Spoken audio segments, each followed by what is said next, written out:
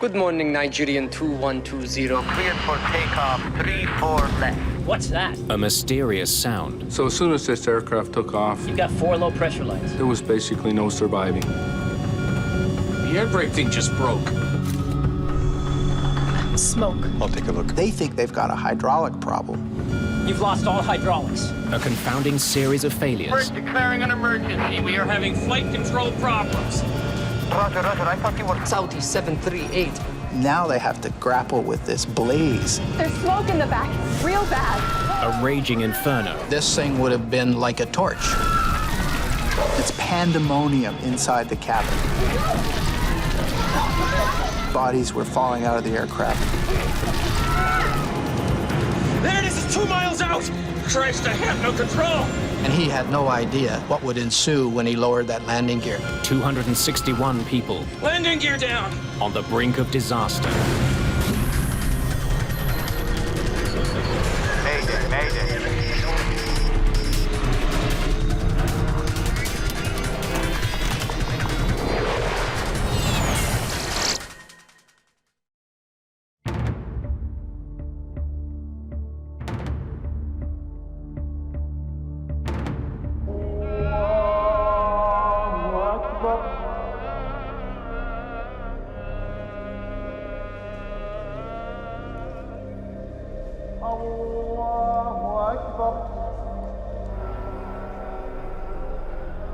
Mecca, Saudi Arabia, the birthplace of the Prophet Muhammad. This is the holiest city in all of Islam. Making the journey to Mecca is a sacred duty in the life of every Muslim. The Hajj is the world's largest pilgrimage. This week, more than 1.5 million people will take part in the ritual. 80 kilometers away, one of the largest airports in the world is the gateway to Mecca for pilgrims traveling by air. Jeddah Airport has a terminal built exclusively for the annual Hajj. A terminal that can handle 80,000 passengers at a time.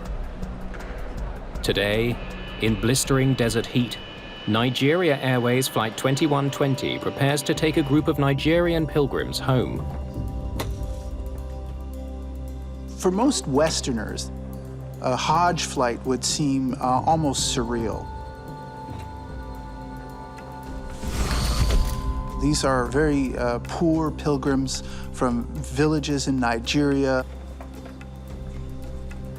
They've never been on a plane for the most part. The whole cultural difference is amazing. I mean, there's stories told about some of these pilgrims getting into the airplanes and actually trying to light their barbecues to cook meals on the flights, not realizing that, of course, you can't do that. The 247 passengers are on board a DC-8 that will be heading west across Africa to Sokoto, Nigeria. It's a charter flight operated by Canadian airline Nation Air. The DC-8 was the primary aircraft for Nation Air. It was reliable, sturdy, and served us very well in operations throughout the world. Nation Air was a scrappy little startup airline based in Montreal, and it started by taking people on vacations to sunny destinations during the winter, and it grew very rapidly. And then it had this very unusual offshore charter business, which is what brought them to Jeddah and Saudi Arabia. By offering unconventional flights that most other airlines would never consider, Nation Air is giving its competition a run for their money. Sir, you have to take your seat, please. Captain William Allen is a former Canadian Air Force pilot.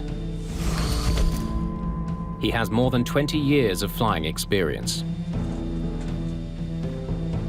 First Officer Kent Davidge will be at the controls today, piloting Flight 2120 out of Jeddah. Let's close her up and get out of here. Starting 4. You've got number 4 way up here. Okay, starting 1. Victor Furr I'll turn on the aircon. is the engineer on today's flight. There are two other Nation Air employees on the plane. Lead mechanic Jean-Paul Philippe and project manager Aldo Tetamanti. Mr. Tetamanti was sent to Jeddah by our planning department to primarily provide logistical administrative support. Flight 2120 must taxi 5 kilometers across the sprawling airfield to get to its takeoff position. Flight controls.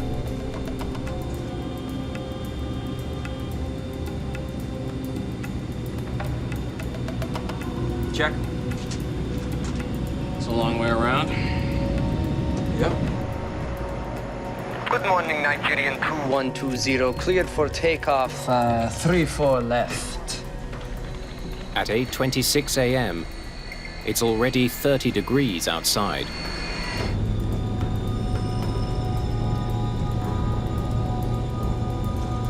Runway's clear. All engines? Okay, you have control. I have control. Stable. Brakes released. Set max thrust. Max thrust. Davidge powers the DC-8 down the runway. So early in the takeoff roll, they hear a loud sound in the cockpit. And the flight engineer says, What's that? The instruments show no indication of trouble. they continue to accelerate. 80 knots. 90 knots now. 90 knots, check.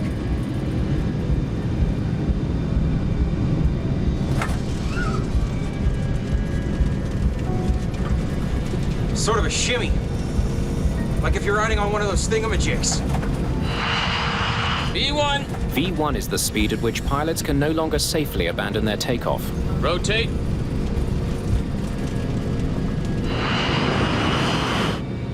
Positive rate. Gear up. Nigerian 2120 airborne. 29. Flight 2120 is now climbing through 1,500 feet.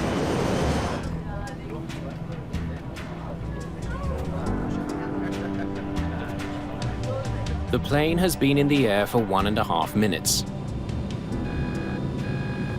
You've got 4 low pressure lights. What have we got?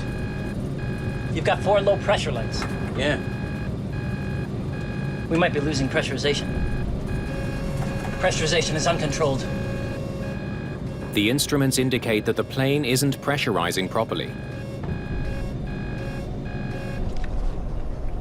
But in the cabin, nothing seems wrong.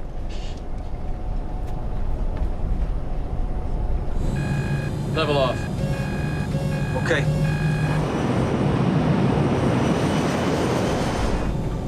Nation Air 2120, we'd like to just level off at 2,000 feet, if that's okay. We're having a slight pressurization problem. In the tower, the controller has his hands full. An odd coincidence is creating confusion. Another plane is reporting the exact same problem. Say call sign. The controller thought he was talking to one aircraft with a pressurization problem, when in fact there were 2 aircrafts reporting pressurization problems simultaneously. I'd just like to level off at 2,000 feet. Got a spoiler light. Wing spoilers reduce lift when planes are landing. Since the crew hasn't deployed them, the light points to yet another malfunction. Gear on safe flight. You could descend. Descend to 3,000 feet. The controller believes he's talking to the other distressed plane, a Saudi Arabian aircraft. Flying heading 160. Nation Air is flying at 2,400 feet. Descending to 3,000 doesn't make sense. There's so much confusion going on between the tower and these 2 aircraft. They're making a bad situation even worse. Alan thinks the controller wants him to climb. Heading 130, and understand you want us up to 3,000 feet. That's affirmative. Fly. Heading 160. Heading 160. We're losing hydraulics here. The loss of hydraulics has significant implications in controlling the aircraft. Okay, 160, and we're losing our hydraulics, sir. You revert to what is called manual control, and it's already difficult with hydraulic assist, but manual control is even more difficult. We're gonna need to come back to Jeddah to land. Flight 2120 is 13 kilometers from the airport and flying away from it. Roger, understand you are going to land in Jeddah? To get back on the ground, the crew will have to make a wide left turn. It will take them further away from the airport before bringing them back over the city to line up with the runway.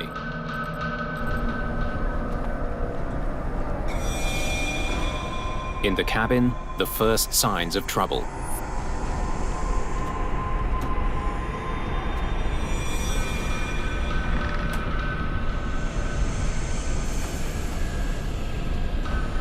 Smoke. I smell smoke. Where? I'll take a look.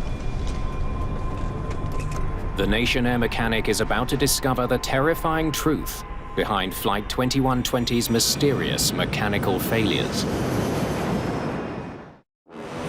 Amid growing confusion in the cockpit, the pilots of Flight 2120 still don't know that there's smoke in the cabin. All they're dealing with is just all the alarm bells going off to indicate that equipment is failing left, right, and center. But mechanic Jean-Paul Philippe realizes they're in serious trouble. An onboard fire has the potential to consume the entire aircraft in seconds. The air brake thing just broke. We got a flap slot light. Less than 3 minutes after takeoff, passengers begin to notice something's wrong. Okay, sir, we have a problem. We're leveling here right at the moment. Level off right now. Right now, level off! We're level 3. The controller still believes he's talking to another plane. Yeah, I will give you further instructions. Descend right now, 3,000 feet. Jeddah Airport is now 20 kilometers away. With the heaviest smoke at the back of the plane, passengers rush forward, desperate for air. Okay, leveling at 3,000 feet, and if you could give us a heading back toward the runway. We're declaring an emergency. We'll advise you of the problem. We're declaring an emergency at this time.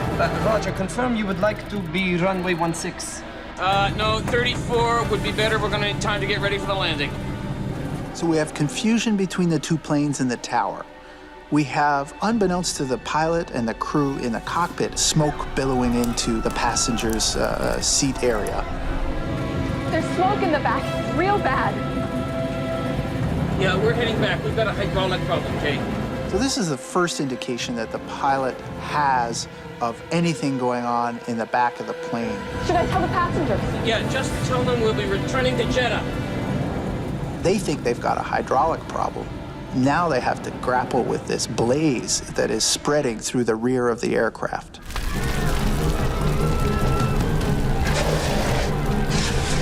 So things are rapidly spinning out of control. Okay, let's get squared away and see what we've got here, please. In the cabin, it's becoming almost impossible to breathe. And Jeddah is still 19 kilometers away. You've lost all hydraulics. The odds on making it back to the airport are getting slimmer. Damn it! I've got no ailerons! Davidge can't steer the plane with no hydraulics. Okay, hang on, I've got it. Captain Allen struggles with his control column, but it too could fail at any moment. Let's get lined up before things get any worse. Okay, so we're at 2,000 feet now, declaring an emergency. We are having flight control problems. Roger, I thought you were Saudi 738. Only now does the controller realize that the troubled aircraft is the Nation Air flight. Turn left right now, Heading 080, expect runway 34 left. By this time, it's pandemonium inside the cabin. Passengers are being engulfed by flames, and bodies are starting to fall from the aircraft fuselage. The plane is right over Jeddah, a city of 2 million people. Bodies were falling out of the aircraft 11 miles from the airport. Okay, sir, we're having trouble turning. We are having flight control problems. People try to turn left. We are having flight control problems. In the situation, it would have made certainly controlling the aircraft for an approach and landing very, very difficult. How much further? 10 miles. 1,700 feet. Choking for air, some passengers try to open the doors. At this speed, it's impossible. Jeddah 2120, clear to land runway 34 left. Okay, we're coming straight in. We'll land on the left. Require emergency vehicles immediately. We have a fire. We will be ground evacuating. Jeddah 2120, clear to land any runway, clear to land. There it is, it's 2 miles out! All right, let's get on the ground. I've lost elevators. Christ, I have no control. Landing gear down.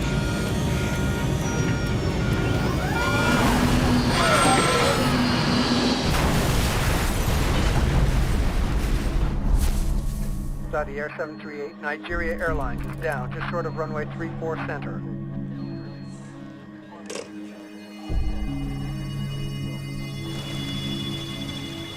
The fiery explosion and sudden impact with the ground has all but obliterated Flight 2120.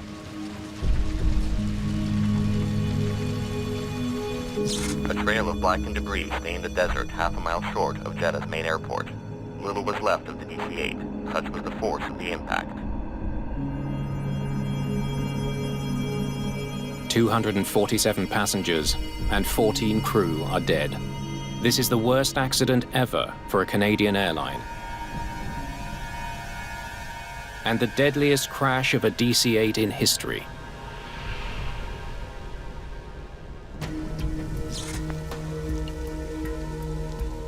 One day after the crash, a team of Canadian investigators arrives in Jeddah.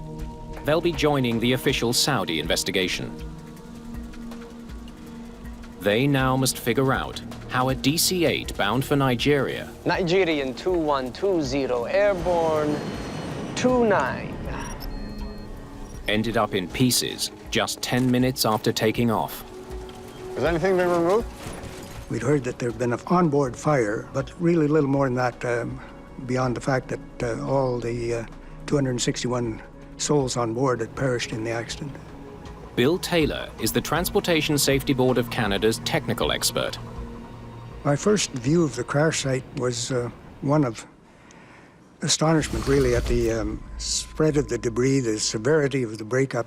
Usually there's some indication of recognizable parts of the aircraft, but there was virtually nothing to identify it as an aircraft. I can't even tell what most of this is. It was critical for us to know what happened as quickly as possible because we're carrying millions of people all over the world, and so we wanted to know if we had a problem. Do we have a problem with our operation, our equipment, our aircraft? The thing that impacts you is when you're dealing with 247 passengers and 14 crew all dead. That gets your attention. And the fact that something as big as a DC-8 is now lying there in a zillion pieces, all burned. Yeah, it has an effect.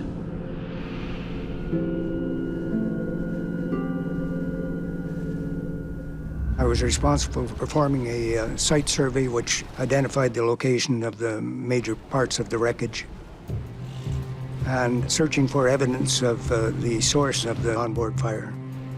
By mapping the spread of the debris, the investigators begin to get a picture of what happened to the DC-8 at the moment of impact. The fuel sprayed out in a V shape and instantaneous fire over that area. Obviously what had happened as the aircraft hit the ground with a severe down motion, it ruptured all of the fuel tanks.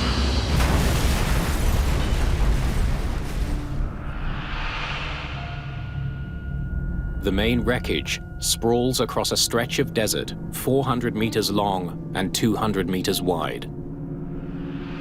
A body was found 11 miles back from the crash site, so the crash site actually starts 11 miles back, so it's like 12 miles of things falling out of the airplane and people falling out of the airplane.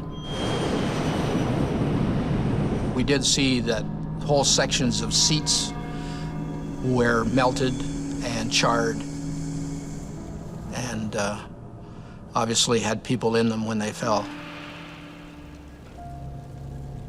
And everybody was very bad injuries. Let's just leave it at that. The most important question for investigators is, where did the fire start? But with so much of the plane so badly burned, it will be hard to plot the progress of the fire. They need to distinguish between pieces that burned in the air from those that caught fire on the ground. Got a small bag? Yeah. Damage from an in-flight fire is usually considerably greater than ground fire because of the extra heat developed from the airflow, giving a blowtorch effect. And the effect on the metal is to heat it to the point where it's almost molten, whereas in the post-crash fire, it's an even coating, and any material that melts drips straight down. The wreckage from the front of the plane shows the least amount of fire damage. Remnants from the center fuselage are the most severely burned. This indicates that the fire likely began in the plane's mid-section. The center fuel cell had been penetrated by the fire because there was one part of that wall that you could see a clear burn-through pattern in the wall. We found that the tail section of the airplane was covered with molten aluminum, indicating that the airstream had brought parts of the melting airplane back. It's clear the fire grew hot enough to melt the fuselage before the plane hit the ground. But how the fire started is still a mystery. Let's get all these pieces back to the hangar.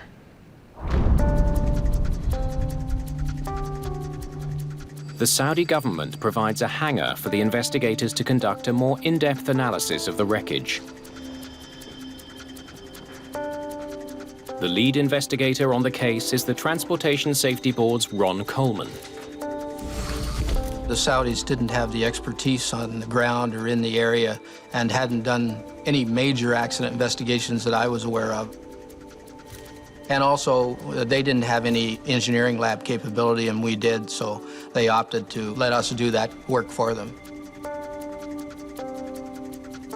Let's put together what we can. We knew that parts of the airplane had melted, and part of the cabin had burned away underneath the passengers. We know that aluminum melts at 1100 degrees Celsius approximately. So this thing would have been like a torch.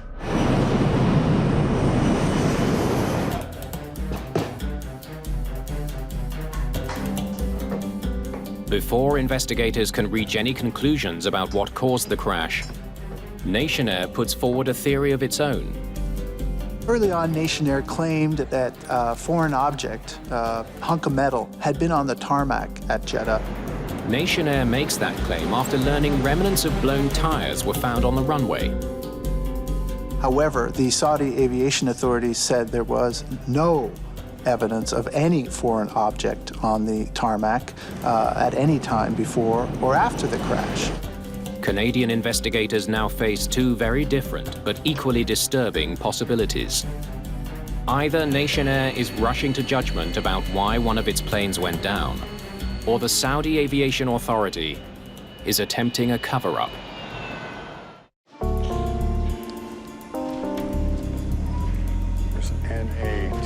Examining the remains of Flight 2120's landing gear, investigators discover that the wheels may have had something to do with the crash.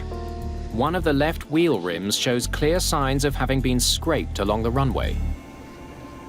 This is the number 2 wheel that was recovered from the accident site.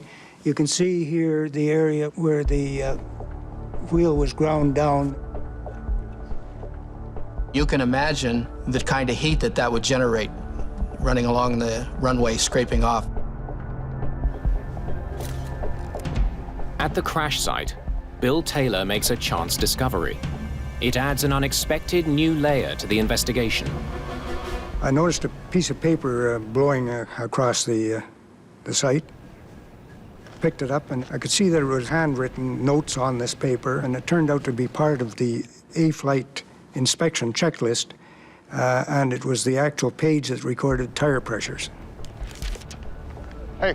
The maintenance checklist shows that the tires were inflated to normal pressure. What is not normal is that there are 2 different colors of ink, with a second entry written over the first. It was apparent that the numbers had been changed at some point. It didn't look right. We recommended that we send it to the RCMP for them to look at it and see if it had been altered or documented, because there is a law in the aviation industry that no documents shall be altered. And this one looks suspect. The plane's flight data recorder and the cockpit voice recorder have been recovered. Though it's far from certain whether any data has survived the intense heat and heavy impact. We packaged them and transported them back to the Canadian lab for analysis. Tire tracks on the runway offer some intriguing clues about what happened to Flight 2120. Left main landing gear had been leaving marks, rubber marks, to begin with. So this is the outer left one. These continued for some distance, and then we see where the inboard front tire of the left landing gear had lost its tire. In other words, the tire had blown and the wheel had come down into contact with the runway. From rubber marks on the runway, Taylor concludes that the aircraft blew 2 adjacent tires, both from the left main landing gear.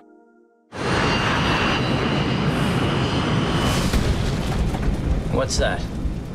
It's an important discovery, but they still don't know why the tires burst, nor how that could have led to the catastrophic fire.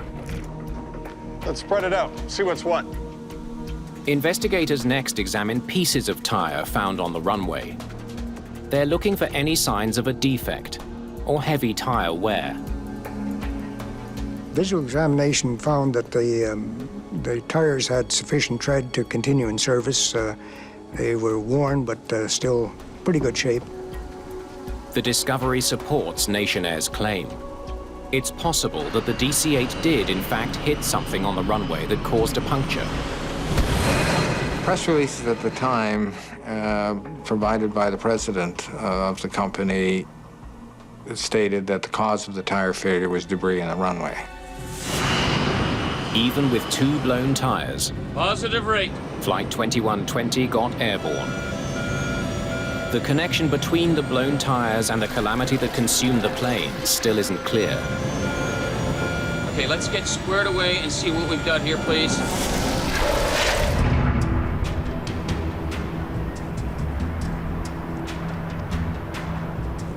In Ottawa, the Transportation Safety Board has salvaged the cockpit voice recording.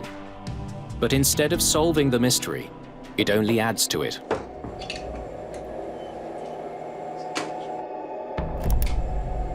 What's that? We got a flat tire, you figure? The voice recorder confirms that the crew suspected they had a blown tire. You're not leaning on the brakes, eh? The pilot flying is the only one that has his feet on the rudder pedals on the takeoff. The rudder pedals are also the brake pedals. No, I'm not. I got my feet on the bottom of the rudder. It can happen from time to time that you touch the brakes, either for directional control or inadvertently. And I assume that that's what the captain thought, that he might have inadvertently touched the brake pedals. It's common for pilots to take off with blown tires. It's considered less dangerous than aborting a takeoff at high speeds. Tire failures at the time were not an uncommon event, nor are they today. You take off successfully, continue en route, and land at destination without adverse consequences. Okay, we're leveling at 3,000 feet, and if you could give us a heading back toward the runway. The Nation Air crew finally does declare an emergency. We're declaring an emergency. We'll advise you of the problem. We're declaring an emergency at this time. It's then that the air traffic controller realizes his mistake. Roger, I thought you were Saudi 738. There was another flight coming inbound that was having problems, and the air traffic controller thought that he was talking to the other aircraft. Roger, confirm you would like to be... Investigators wonder if that confusion contributed to the disaster by delaying the DC-8's return to Jeddah. No, 34 would be better. We're going to need time to get ready for the landing. But after studying air traffic communication transcripts and analyzing the flight path, they determined that the mix-up did not add any time to the return journey. As it turns out, this didn't have any effect on the eventual crashing of the aircraft. The question remains, could a blown tire have somehow led to an intense fire that took down a commercial aircraft in 10 minutes? At the Royal Canadian Mounted Police Forensics Lab, technicians have analyzed the Nation Air maintenance log. Tests reveal 2 layers of ink on the log entries. The readings for the tire pressure were written over, and the actual readings that were underneath showed 20 to 30 psi below the required levels to operate the plane and tires safely. So the only conclusion that you could make from that is that the entries were falsified. Tell me what the plan was for the tires.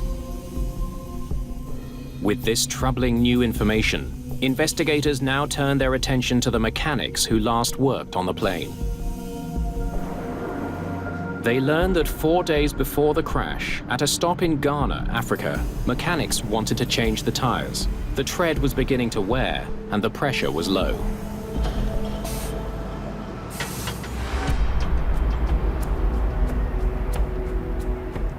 The investigative team wants to learn more about how Nation Air managed day-to-day maintenance.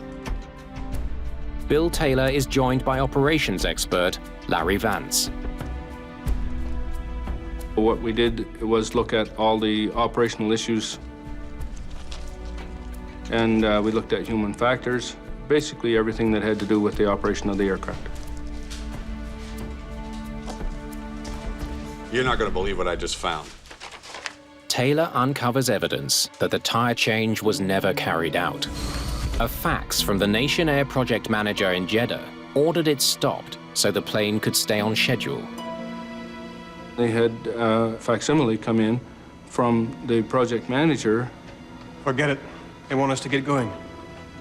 Saying that some of their passengers were being given off to other carriers, which put some pressure on them to abandon their plan to change the wheels. It was felt it would have caused a greater delay.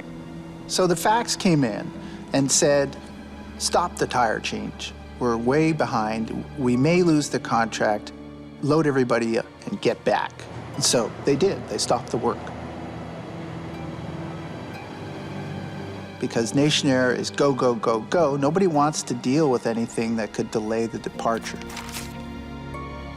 Rather than top up the tires, a mechanic altered the log to make it seem like the tire pressure was fine. There's no indication that they ever added pressure to the tires to actually inflate them to that. They just simply made the books look right. 3 days later, the plane landed in Jeddah with the same underinflated tires. At 5 a.m. the following morning, the crew arrived for pre-flight checks.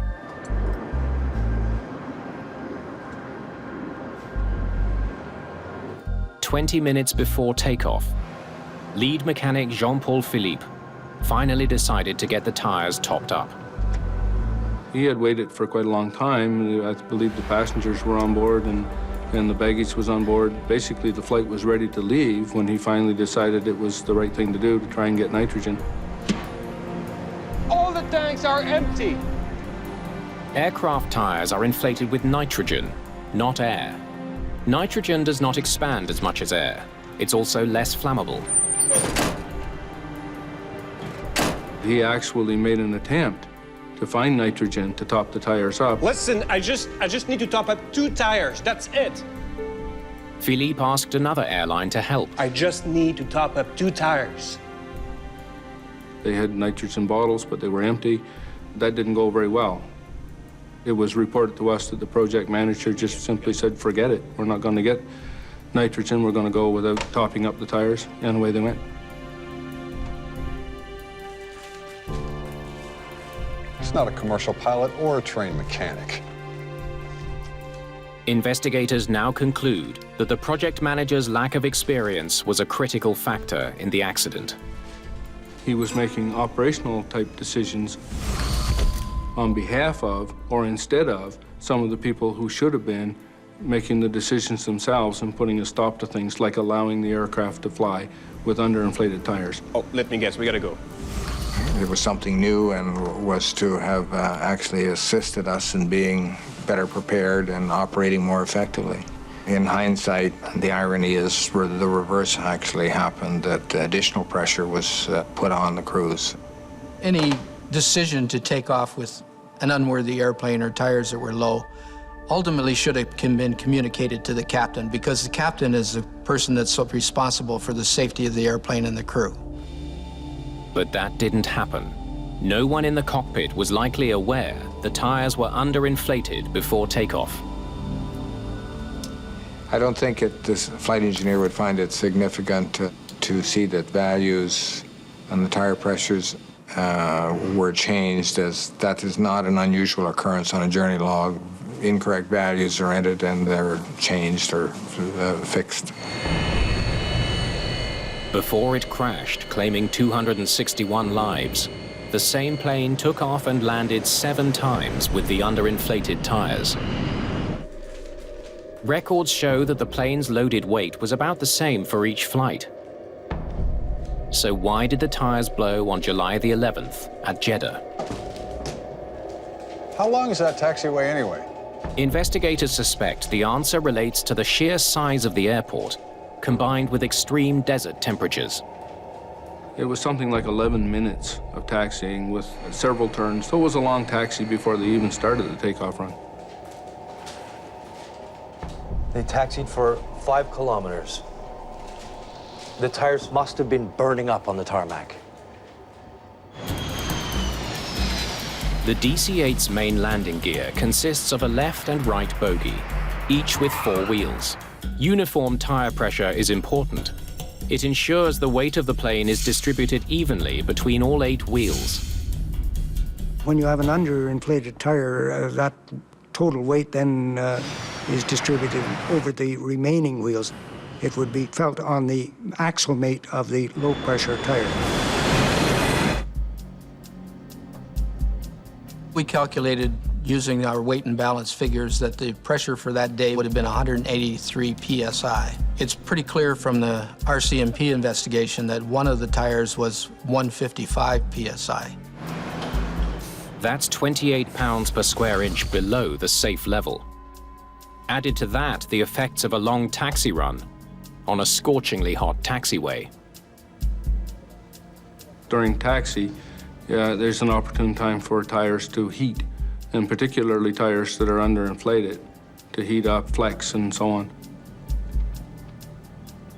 When you get over-deflection or excessive bending in that area, it generates heat. You generate enough heat, the nylon begins to melt and pulls apart. Tire blows.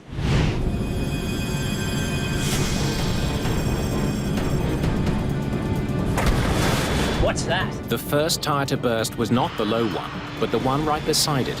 90 knots now. 90 The knots underinflated tire blew next. The wheel rim hit the runway. And when that started to drag and wear down the runway, it got super hot.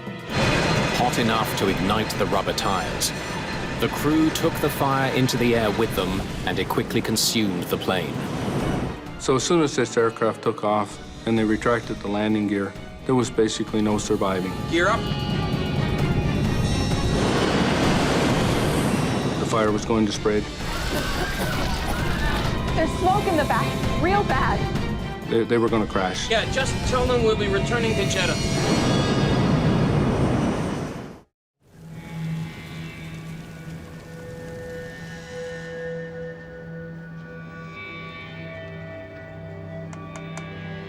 It's all over 10 seconds after they lift off. When the aircraft got airborne, positive rate, gear up, and the gear went into the wheel wells on fire. Unfortunately, the DC-8 did not have any heat or fire indication to tell the crew that they had a problem with the landing gear, the wheel well area. The fire begins with this tire. Investigators now know where the fire started and why it spread so quickly.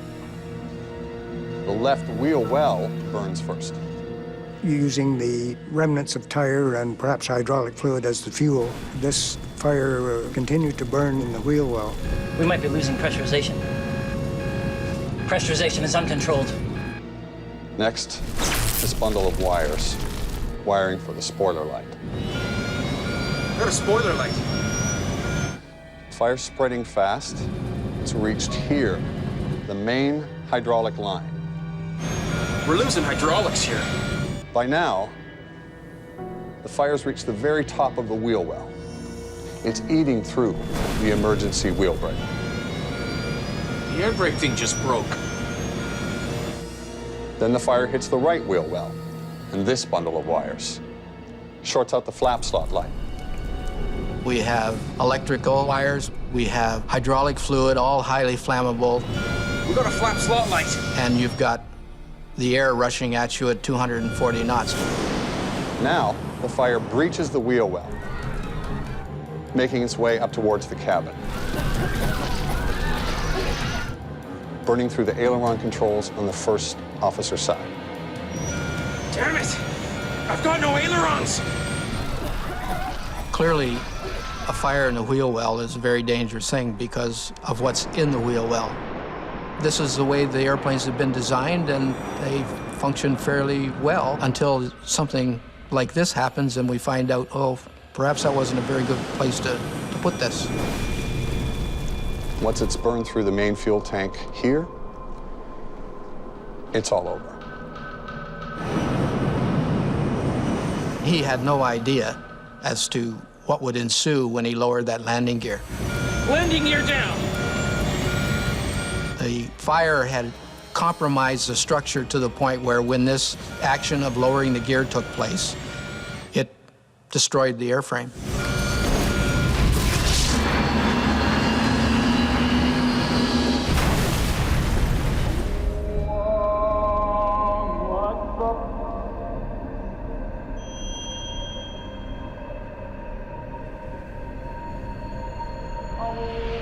The official accident report, issued almost 2 years after the crash, found the DC-8 was unfit to fly. I don't believe that the people who were making the decisions had in their heads that this was a hazardous thing that they were doing. The report lists several causes for the crash, including the lack of fire prevention equipment in the wheel wells and the decision to release the plane with underinflated tires. The mechanics working on this aircraft were not fully aware of the hazard involved in low tire pressures. A number of critical changes came about after this accident. Smoke, fire, and temperature sensors in the wheel wells are now mandatory on all modern aircraft. Most critically, all crews are trained on the importance of properly inflated tires. Forget it. They want us to get going.